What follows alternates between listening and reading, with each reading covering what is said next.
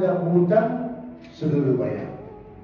Jangan masa berhutang tu punya manis mulut, nanti saya bayar minggu depan, nanti insyaAllah saya bayar cepat.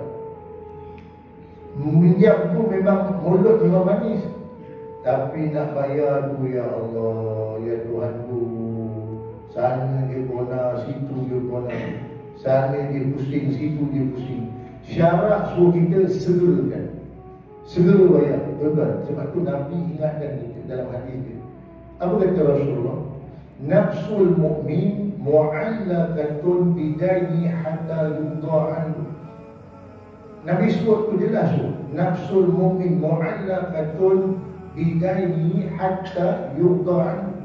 Atau kamakan, diri orang mukmin itu Nabi kata tergantung pada hutang. Hatta yudha'an, hingga dia bayar, hingga dia laksanakan hutang, dia bayar. Maknanya kalau tak bayar, sangkutlah kita besok. Sangkut di mana? Sangkut besok nak masuk ke syurga, bayar. Beramal rajin, semayang tak tinggal, puasa tak tinggal, bangun malam tak tinggal, kuliah tak miss, duduk depan walaupun cikgu lagi, tapi meminjam tak bayar, hutang tak bayar. Ya, hutang tuan-tuan jangan buat main. Tergantung sangkut kita besok dari akhirat. Dan hutang bayar, boleh hutang harus syarat membenarkan, tapi dah hutang bayar, bayar hutang. Kadang saya pun banyak juga pengalaman, tuan-tuan, hutang saya banyak orang hutang, walaupun dah pinjam biji pun orang hutang juga. Dalam rumah ni macam baik tumbal orang datang pinjam duit, ya, masa bertidur pun orang meminjam. Yang meminjam pun ramai juga anak-anak murid, tapi bercerita tempat lain lah, tapi tak mau bayarnya.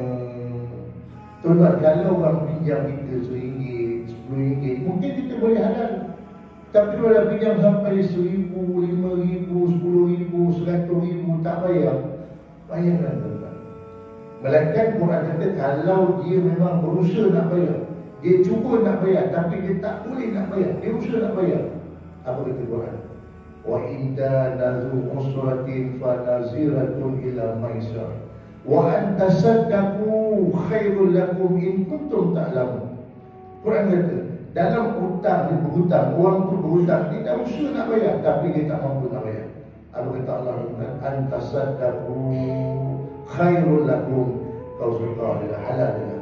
Itu baik untuk kau, kata Quran. Kalau kamu nak tahu, maknanya dia cuba nak bayar tak boleh, kita halalkan. Kalau tuan-tuan nak halalkan, ya, kalau kita tak mau halalkan, tuan-tuan, itu hak kita. Jadi sebagai orang yang berhutang, bila dah ada kemampuan, segera bayar.